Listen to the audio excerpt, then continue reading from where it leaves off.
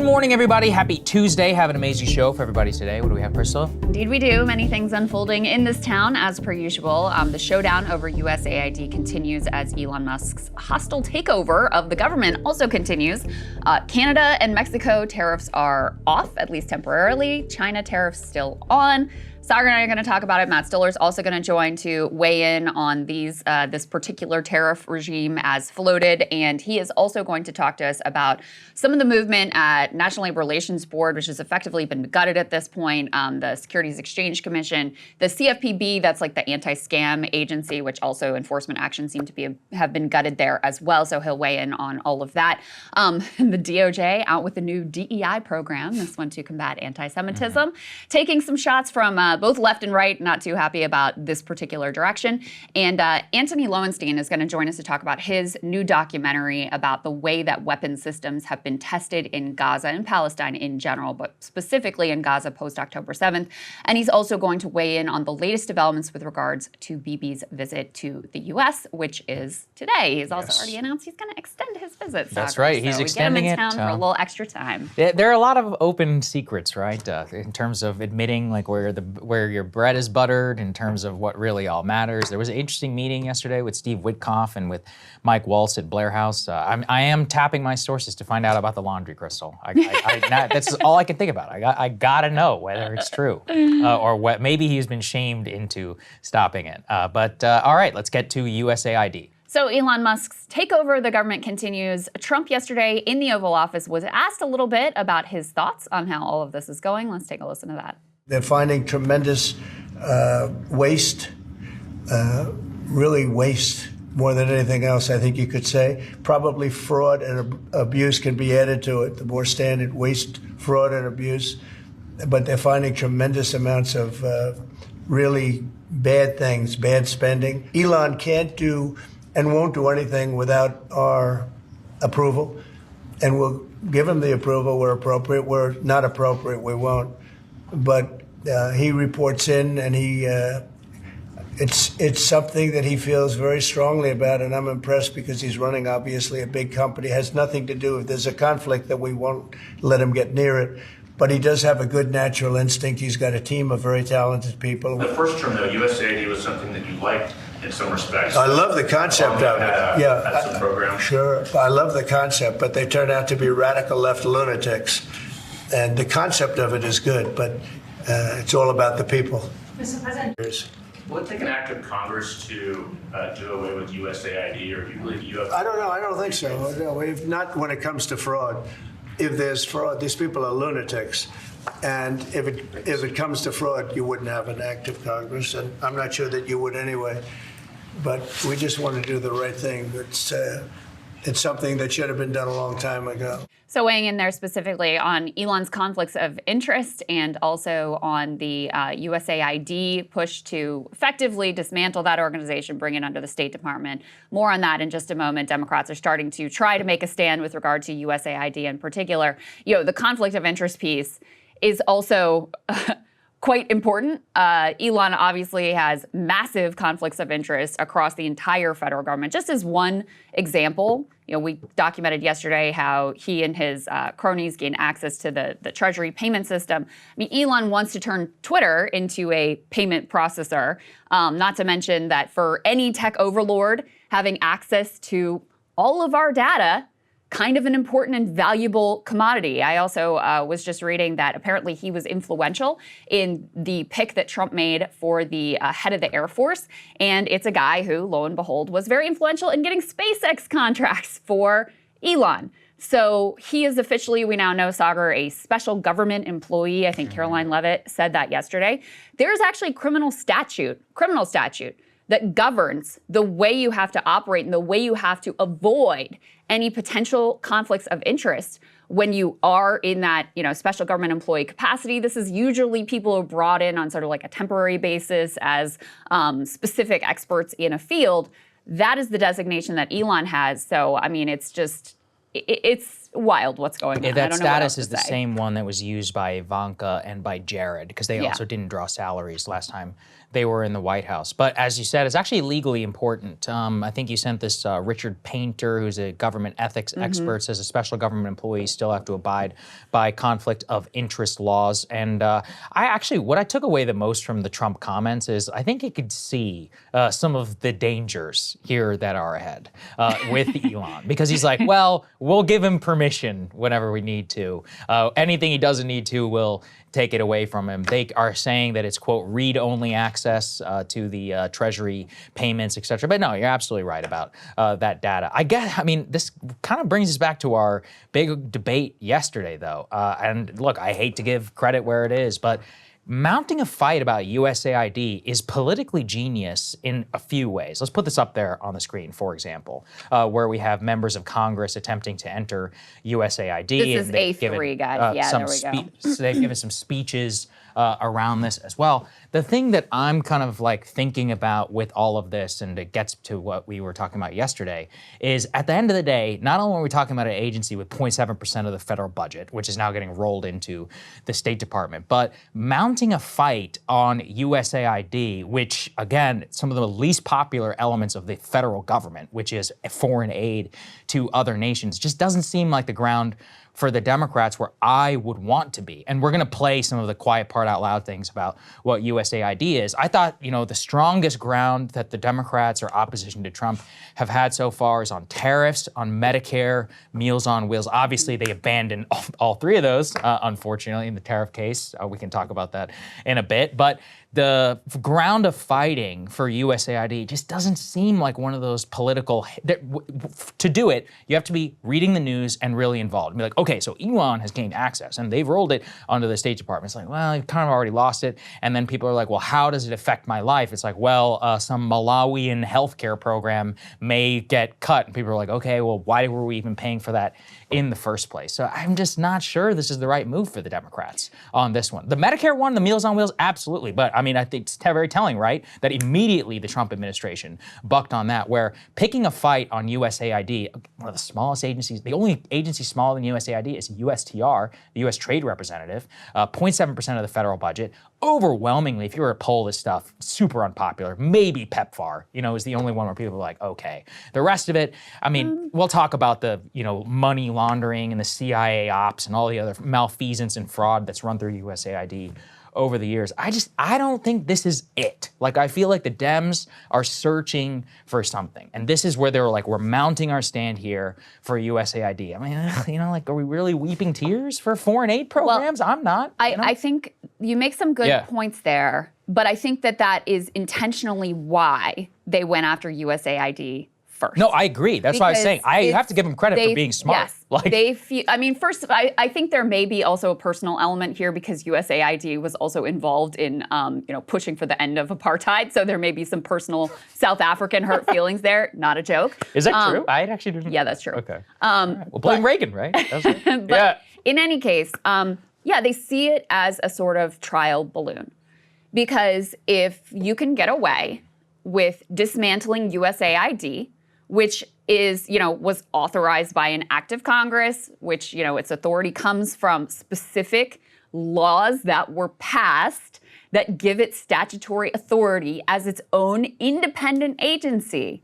If you can get away with that, then you can get away with anything. And we already know that, Elon and Trump have both projected Department of Education is next. And, that'll be a more difficult fight because people like their kids being educated. And there's a lot of funding that goes for, for poor kids and for kids with special needs and for school lunches and things like that come from the federal government. But if you've already been able to dismantle one agency without a fight, then guess what? You are going to be able to do everything you want to do. And so, we'll get to the rest of the elements here in just a second, but I do think it's useful to kind of zoom out and ask yourself, what is Elon's project here? And we've talked about this before. Mm-hmm. Elon's ideology is not the same as what Trump ran on in, 2016 at his sort of populist peak. Elon is a fan of Javier Milei. Elon is an anarcho-capitalist. Elon is a fan of Curtis Yarvin, who thinks that we should have literal techno-feudalism. I know this sounds crazy, but Elon is he is a hardened ideological actor. So what does it mean if you're an anarcho-capitalist, if you believe in this like techno-feudalist project? I mean, he thinks he should basically run as a CEO the country, the government, the world, really. I think that is his, I know it sounds crazy, but that is his project. And you can listen to the way he talks about these things. I mean, his grand plans to have a civilization on Mars and all of these sorts of things. So if that's your ideology and that's your goal, what you want to do is completely take apart the federal government. And you hear this not just in Elon's rhetoric, you also hear echoed now in Trump's rhetoric, who talks about how his goal is for all federal government employees to be private sector employees. That's anarcho-capitalism. That means even the parts of the state that you like, the pieces that deliver for grandma and Social Security, Medicare, Medicaid, all of that, he wants to take an axe to. Elon has told friends that his entire metric is just how much I can cut. Not how much of the fat and the fraud and the abuse and the parts that everybody would be like, okay, fine, yes, cut that piece. He measures his success by just how much of the federal government can he take an axe to. Now, do I think that he is going to be able to realize his anarcho-capitalist, no state whatsoever dream? No. I think at some point, the state is going to reassert themselves. Trump still has control of the military, for example. At any point, he could get sick of Elon and say, all right, we're done, you're out, goodbye. But do I think a lot of damage could be done in the meantime? Yes, absolutely. And this is where, I want to come back a little bit to what we were saying yesterday and perhaps make a more persuasive argument about what I mean when I say people didn't vote for this. I'm not saying they didn't vote for cutting some waste, fraud, and abuse, et cetera, et cetera. But the Trumpist ideology, which is really like the Steve Bannon, that's the OG MAGA ideology, that was what was sold to people. And this is not that, right? This is not the political project this is not populist, right? This isn't the political project you've been engaged in. This is something else entirely. Trump seems to have bought into it and seems to have given Elon, for now, the keys to the kingdom to do whatever he wants, up to and including dismantling entire federal government agencies, accessing whatever classified information he wants to, accessing your Social Security numbers and private data, accessing the system, the Treasury payment system, which controls all of the money that goes out from the federal government. So if you imagine it's like if Fort Knox actually held all of the taxpayer dollars and gold and whatever, the richest man on the planet who has incredible conflicts of interest and a really radical ideology now has keys to that, theoretical Fort Knox. That's where we are right now. And that's why I find it so deeply, deeply disturbing, and why, even though you're right about USAID not being the best ground for Democrats to fight on, why I think they feel like, all right, well, we got to do something here. I get where they're coming from, Yeah. but this is part of the problem, and this is where honesty is important. Not even Steve Bannon would tell you that he's in control of the federal government, right? The Bannonist 2016 vision was almost immediately... Clarify, not even Steve Bannon would say that his ideology in that 2016 vision, right? I mean, what is he actively... he sees Elon as a threat. Part of the problem for a lot of the people who share my beliefs is, let's look at the track record. Trump in 2017 to 2021 governs effectively as a cultural right warrior with George W. Bush flavor. Yeah. Well, he comes 40,000 votes away from winning the presidency. Then, over the interim 4 years, assembles a coalition effectively of people who hate Biden. And within that, there's not a lot being sold there except for no more illegal immigration. The rest of it is really up for grabs. And so part of the new coalition, quote unquote, of the people who signed up for Trump, I do think it does include some dough. Now, look, I hope that some of it is for the stuff that I've said here, but I have to be honest. I mean, tariffs are overwhelmingly unpopular. We're going to talk about that. People like cheap shit. They don't care if their TikTok comes from China or whatever. They want to eat. They want to live a pretty basic life, and they don't really want to think much about bigger things. Now, I think it's incumbent on the feds and on leaders like Trump and JD to make their case as to why they're important. But, it's tough in a country like this where debt and all that is very, very high. Where I do think the DOGE, the USAID, the Department of Education, there is a feeling within the intellectual and I think within the suburban right of things have gotten out of control. Now, I think with USAID, it's actually literally not disputable that the agency has been involved in insane fraud, CIA coups, basically a front for for State Department for soft power, and all that,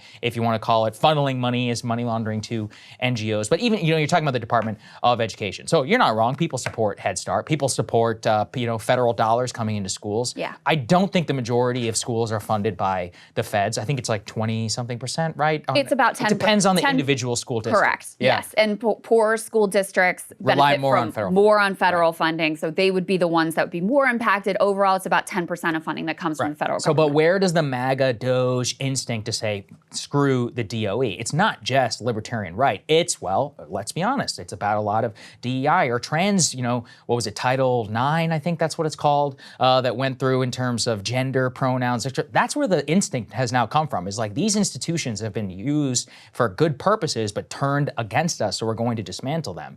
And if it does stick to that, as long as the dollars keep flowing, will people really notice at the end of the day? My instinct is probably not, and it's probably going to be popular. I mean, and if you sold it to me that way and you're like, look, we're going to get rid of this gender DEI stuff and all these bureaucrats, nobody really knows what they do, and the dollars and the checks keep getting cut to all the states. I'm like, well, okay, you need some administrators. That's where the instinct comes from. Now, I get what you're saying, and I think you're right. If they actually impact FAA, NOAA, the people who track the hurricanes, I always use that example because, who's against that?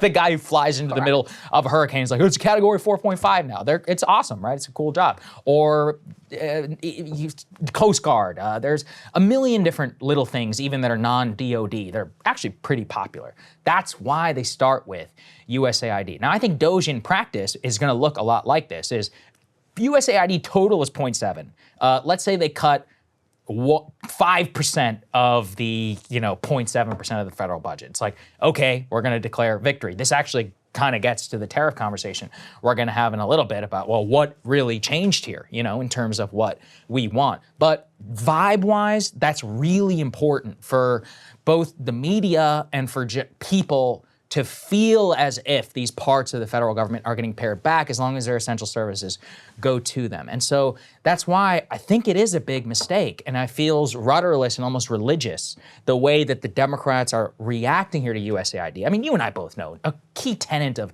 neoliberalism are functions like USAID and others. They're literally admitting this stuff out loud. A normal person at home goes, what? I don't care about Malawi and healthcare. I actually think that is true, because I looked up at some of the polling on this, and some 60% of Americans want the U.S. to be a global leader in health. The PEPFAR program, what does it mean? The PEPFAR program, in terms of dealing with AIDS and HIV globally, which has been a tremendous success. The George W. Bush program, et cetera, tremendously popular. Dealing with malaria, USAID helped to combat Ebola. So yes, the whole project of USAID is soft power projection. That is what it is. Well, right? if it was just that, I think it'd be fine. But here's the thing, though, is a couple pieces just to get to the actual substance with regard to USAID. First of all, you've got a lot of people on Twitter who didn't know what USAID was 3 days ago, who suddenly are convinced that it's nothing but CIA. That's all politics. That's number one.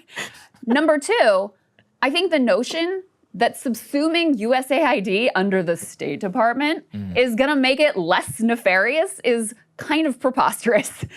Number three, listen, there is also just a key principle here of Congress if you don't like USAID, if you don't like what they're doing, that's fine.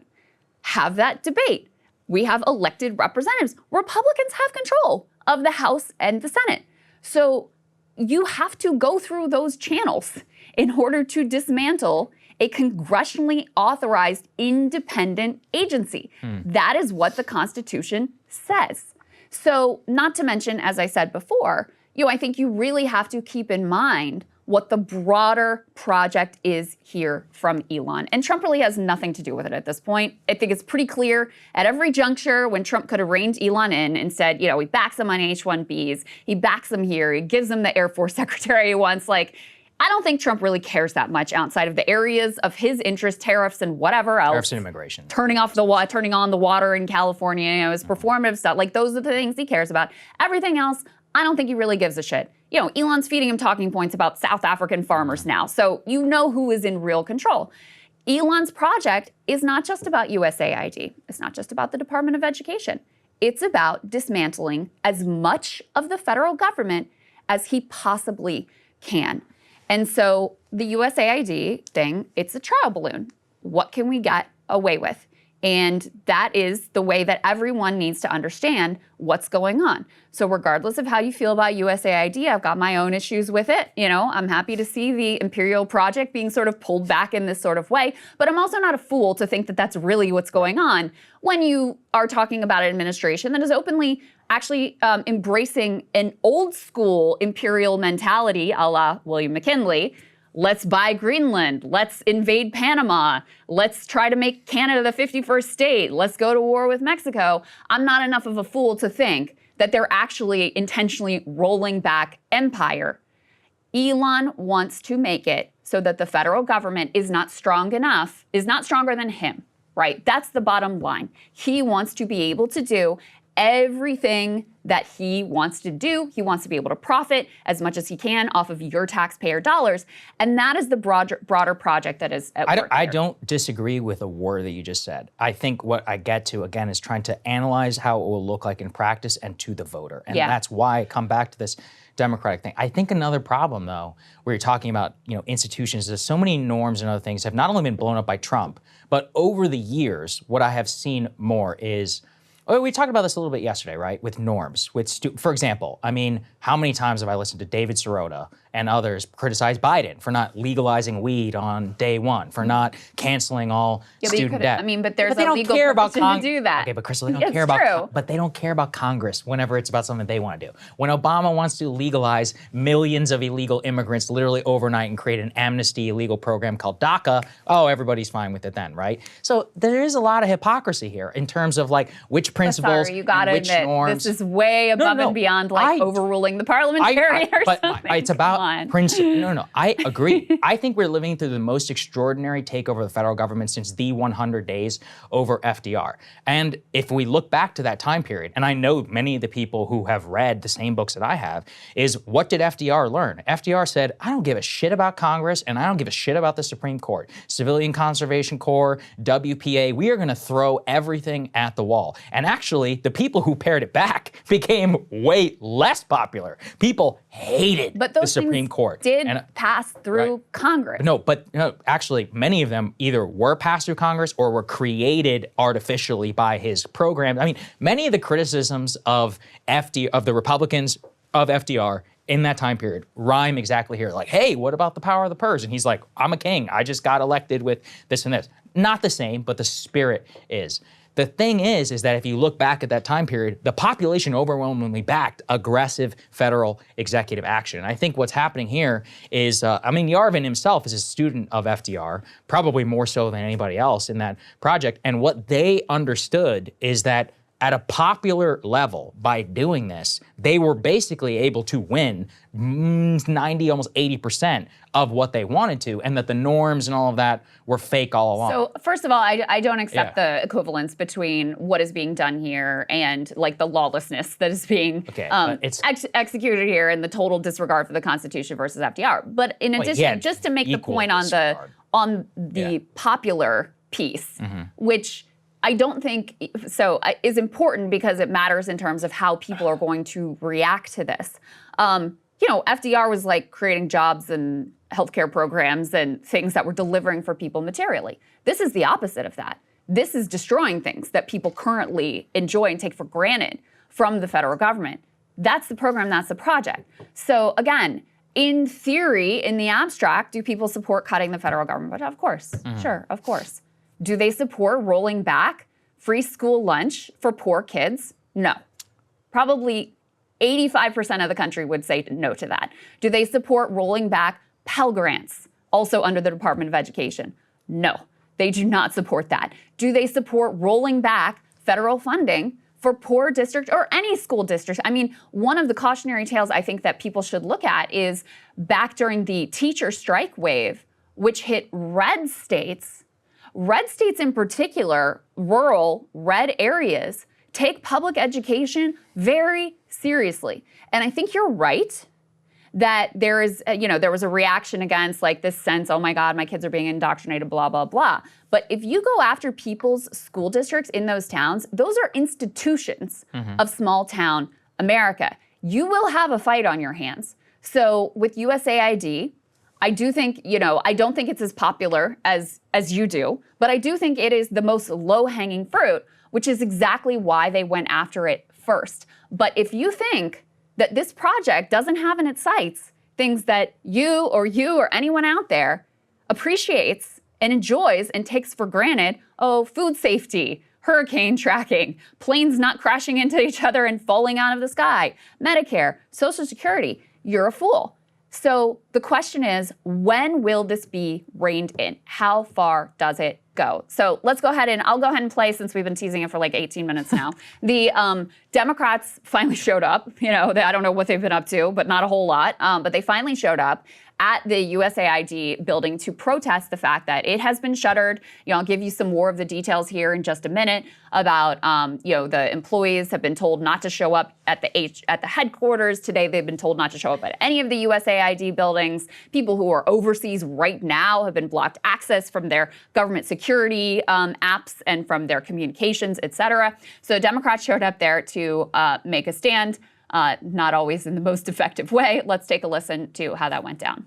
USAID fights terrorist groups all across this world, making sure that we address the underlying causes for a retreat to terrorism. USAID chases China all around the world, making sure that China doesn't monopolize contracts for critical minerals and port infrastructure all around the world. It supports freedom fighters everywhere in this world. We are witnessing a constitutional crisis.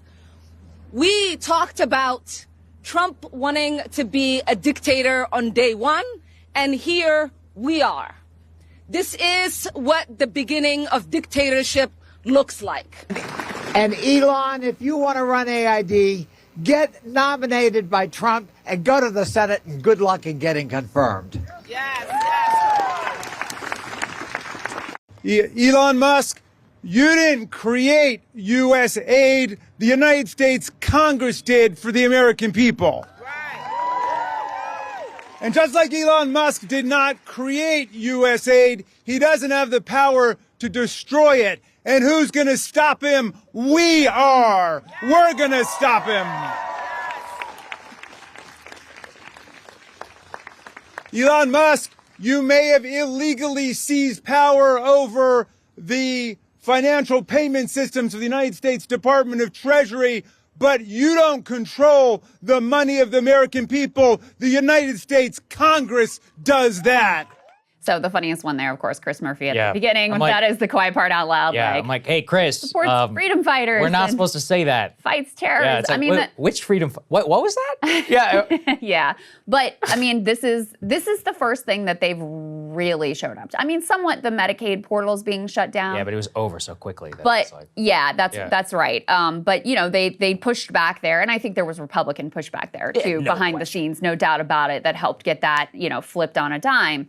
But they are finally trying to show up for this and, not making the best arguments. But I think a lot of Democratic base voters will be happy to see at least they're doing something, where so far they've been just like asleep. I think you might be right. I don't know. When I look at that, I just see a supreme lack of political talent across the board. No doubt. And I'm just like, I thought Ilhan's comments there were probably the best. Right. The problem, again, is that you always have to be able to connect rhetoric to actual action. Telling people, what did we really learn from the campaign against Trump? I learned a lot from the 2024 campaign, but really what it was is you can warn all day long, and if people don't like the status quo, they do not care about a lot of this. They need to feel it for real. And for right now, that's why I was saying it's kind of genius to start with USAID, a program that, only people in Washington care about, mostly because it's paying a lot of their salaries. But also, it's just one of those where if you explain it to a normal person, you made a compelling case about Pell Grants and all of that. If you're Doge, what do you do? Or if Trump, really, let's put Doge, because they probably would cut it. But if you're Trump, you're like, don't touch Pell Grant scholarship. Don't touch federal stuff. fire all the career bureaucrats or whatever that are working on anything Title 9 or 10 or whatever related, and will anybody really notice? Probably not. And like that's kind of what it gets to. In the FDR thing, what's fascinating about this is a reverse FDR. It's a dismantling of as opposed to a building of. But in a sense, what's happened in both cases is that the crisis of 1933 was this idea that the government was not there to address all of these problems, whereas the crisis of, I guess, 2024 in the minds of many Americans was that the government itself has created many of these problems, or at least intellectualized the way that it, in practice, if we are to blame, we're talking about cultural issues or even immigration, literally just result of direct government policy. It's about a rolling back of like a regime / a government. So I think this is, nothing ever is 100% one-to-one, but analogy-wise, it's the only thing I can really think of. Maybe the John F. Kennedy first 100 days. I hope we don't find ourselves in a similar international crisis, although I am worried about it. But that's kind of my mental model for how I'm thinking about it. And there is a big question mark that remains around how people will popularly receive a lot of this. I don't take a lot of these polls at face value. They've kind of been all over the place. I saw one yesterday. I saw Trump at 52%. I saw the same tracking poll you're talking about. I'm curious to see the Virginia election, that gubernatorial election, which is always off here in terms of what does it mean for enthused Democratic support. Well, we already had a little test run in Iowa. That's true. There was That's a, what, true. 21-point swing. Election. But, that's the first indication that we've gotten that even as the Democratic Party has been asleep, the Democratic base voters in that district in Iowa really showed up. I mean, it was like a 20-plus point swing in the direction of a Democrat for them to win. There was another special election in a Democratic blue district in Minnesota, I want to say, that also shifted even more. It was like the Republican got like 8% of the vote or something preposterous like that, whereas previously they were getting, 20% of the vote. I'm making up these numbers, but that's approximately what it is. So you're right, that will be the first really indication and test case. But I think where there's a huge vulnerability here that Democrats can exploit if they're willing to, not do their whole like good billionaires, bad billionaires shtick, but nobody wants the government run by an unelected billionaire. I mean, you poll that, it's dramatically unpopular. And especially when it's so clear that he's running it for his own ideology and self-interested reasons. Like, I think the reaction against, you're right in a sense, Saagar. I think if I were advising the Democratic Party, I would have focused more on the Treasury takeover and some of those things, which are way more, to me, are like the core of what's really frightening about what is being done here. And it's also, I think, there's a bunch of lawsuits filed already against Elon and his acolytes and like the violation of privacy laws and other laws that have likely occurred here, not to mention the violation of just like separation of powers. And by the way, Elon, you weren't elected to anything, that are going to go forward. But, you're in this situation where it's like the courts are slow. So even if they issue an injunction, that's going to take some time. And then there's a question like, are they going to listen? I don't know. I kind of doubt it, given how they've operated thus far, where it's just like, we want to do it, so we're going to do it ultimately. Elon is already clearly, if he's a special government employee, he's already clearly violated like the criminal statute with regard to conflicts of interest. And it doesn't seem to really matter. So that's why I think this is, can accurately be described as a constitutional crisis and beyond, because they are clearly violating the Constitution, the separation of power, the power of the purse, et cetera. And the system is just totally unable to deal with it, to catch up, to handle the speed that this is all unfolding at, which is, I shocked everyone, I think, including, according to the reporting, people in the Trump White House who are like, what the hell is going on here? And they're not read in on it either. Well, I think that's where the big Democratic check will come into is, let's say we do start going after Pell Grants or whatever. Trump's going to be like, yeah, I'm not dealing with all that. I still think there is an existential risk, actually, to Elon of getting Steve Bannon. And just, remember the whole sloppy Steve saga of 2017? If he causes a genuine political crisis for the Trump White House, House, which is eminently possible. He will have his ass out of there in no time. Well, and I think Bannon is correct to understand, Bannon's ideology is not my ideology, although, there are more shared There's elements. A lot of overlap. There's more overlap between my ideology and Bannon's than I have no overlap with Elon Musk's ideology of just burn down the whole federal government and let the corporate overlords rule everything like God kings. That is the polar opposite of my ideology. Bannon is right to see this as an existential threat to his own project and ideology. And I think this will come up more when we talk about, tariffs somewhat, but even more so the gutting of the National Labor Relations Board, the gutting of the SEC, the gutting of the Consumer Financial Protection Bureau, because, Bannon likes Lena Khan. He thinks corporate power should be checked. That's the polar opposite of what Elon thinks. And so here you are, if you're a part of the populist right project, you got your J.D. Vance in there. You've got your guy Trump, who has at least said some of the right things and done some of the right things in the past. This is your moment. And now you got this billionaire who's just hijacked the whole thing and is running as fast as he can in the total opposite direction with no one putting a check into place. So I think this is, obviously none of this is I find this all to be horrifying, and I'm struggling to wrap my head around how bad things could actually get. But if you are also on the populist right, I think you should also perceive this as an existential threat to your project, which has its best moment of potential success right now and is being evaporating before our eyes. I think they do, but I also think they know who the king is at the moment. And yeah. You're going to have to wait for a while to be able for an opening. To strike. Because, look, nobody else paid a quarter bill to get Trump elected. Trump takes that pretty seriously. So do a lot of the people in the government, right? Trump is not ideological. That's the thing, is he never gave a shit about any of this. Well, look, and I've always been pretty honest about it. I know you. I know you see that. I don't think many people do. And there's also, there's an element of political realism for a lot of this. We're as long as we get mass deportation, maybe we can live with some of this. That's kind of the thinking and the talk that I've heard from others. But I think there will be some big fights ahead. Another thing I was thinking about yesterday, even though it feels like eternity, it's been 2 weeks. And it's one of those where in the long cycle of all of these presidencies, and Biden did not go negative until October 2021.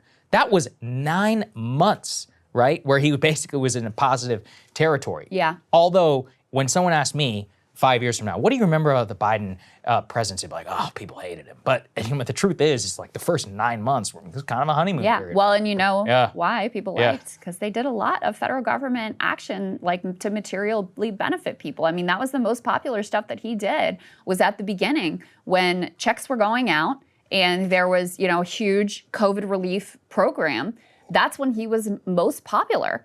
And then the two things that killed him, first Afghanistan, which I hate to admit, but that's the reality. It's obvious. Yeah. And he never recovered from that. And then inflation. Inflation murdered him. And that was, and that was it. So, that's the complete polar opposite direction of what's being done here. That was a building up of government. I wouldn't call it FDR, but it was a break from the neoliberal era. It was, an expansion of the social safety net. Trump did the same thing in his administration to deal with COVID as well. And when Biden really became unpopular was also because all of those pieces that had been added to the social safety net are stripped away. So that's why I think, I disagree with you that there's some mandate, some desire to destroy all the federal government programs, because, when you ask people, they think that the Pentagon should be cut, which is not going to happen. They don't think that programs that benefit Americans should be cut. And, and I think it is telling, that's why they do start with USAID, because you can also fit it into this framework of, we're making it America first. And then once you accomplish that, then you can move on to the things that are more politically difficult and where there may be more popular pushback. Just to put a bow on it, I don't think that there's ever a mandate to strip the federal government of all agency. I would equate it to, if you ever worked in a company and there's a bunch of HR people who have a ton of power, but who don't do anything, who everybody hates. I would see it as the mandate is to strip that away, whether it's reality or not, the feeling as if they're doing nothing and they're actually making operations here more difficult. In practice, that's what I think basically will materialize, as opposed to cutting any critical function. Now, I'm not gonna lie, this whole move fast and break things ideology very much could move in the other direction. I mean, it nearly bankrupted Tesla. We've seen what it did to. But it did work. I mean, this is the problem. The Peter Thiel quote comes to mind. It's like, you look, financially, should you ever bet against him? Probably not. I mean, the government is not a business, though. I mean, that's the thing. First of all, I mean, if you look at the management of Twitter, it's been a catastrophe, both in terms of the functioning of the product and the profitability of the product, et cetera. That has been a total and complete disaster. But also, and we've talked about this before, and I know you agree with part of this, like, the way you run a business and the consequences of a business cutting too deeply and, having an off quarter in terms of their earnings or whatever, profoundly different than cutting too deeply at the federal government and people die, or kids don't have their head start, or checks don't go out, or the government defaults. Like, those are the sorts of things that's the way Elon operates, right? He comes in, he cuts massively, like not, in this area we have a little fat. No, blanket across the board.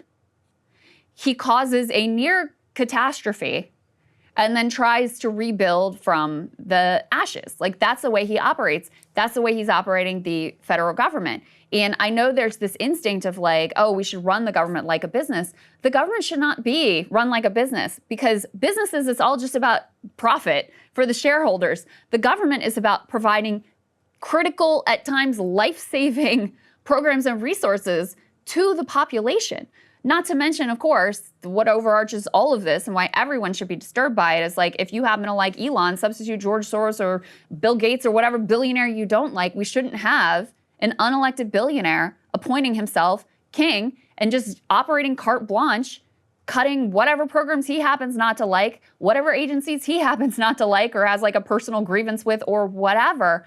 That is the end of the project that we have known as America for the past several hundred years. Like, that is the end of that if we end up in a situation where one unelected billionaire can just appoint himself king and operate with impunity.